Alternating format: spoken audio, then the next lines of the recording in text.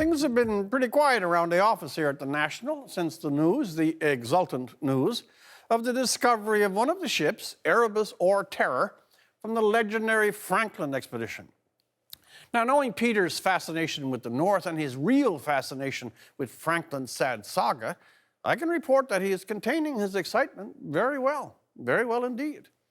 Aside from showing up to the morning meeting in an orange survival suit, singing Stan Rogers hits, and of course a flurry of phone calls to Johnny Depp, you'd hardly know he cared at all. I know, though, why he's impressed, and actually, he should be, because it's a great yarn. The Franklin expedition is ripe with marvel and magic.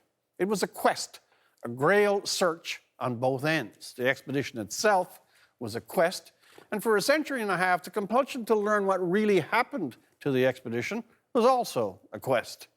It was the North, symbol and reality, the polar region's beckoning power, the vast cold white field into which the crew disappeared beyond detection for so long. And it was the scale of the loss originally, the 128 dead, the grimly named ships, Erebus, Terror, and the ever-evolving stories of how crew and captain in those terrible, lost, last Arctic nights hung on. Then the wife of Captain Franklin enters the stream, keening for her husband and starting the first search.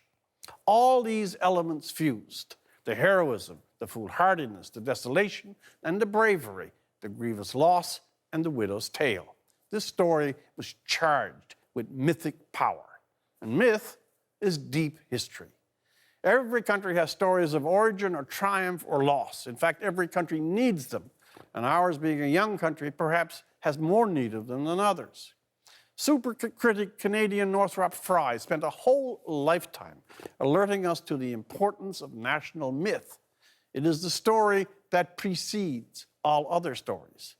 Human beings tell stories, and myths tell us. And by way of painters, folk singers, historians, novelists, and journalists, the story's been told. Franklin's doomed voyage has been utterly alluring to artists, and they have planted it in our collective imagination.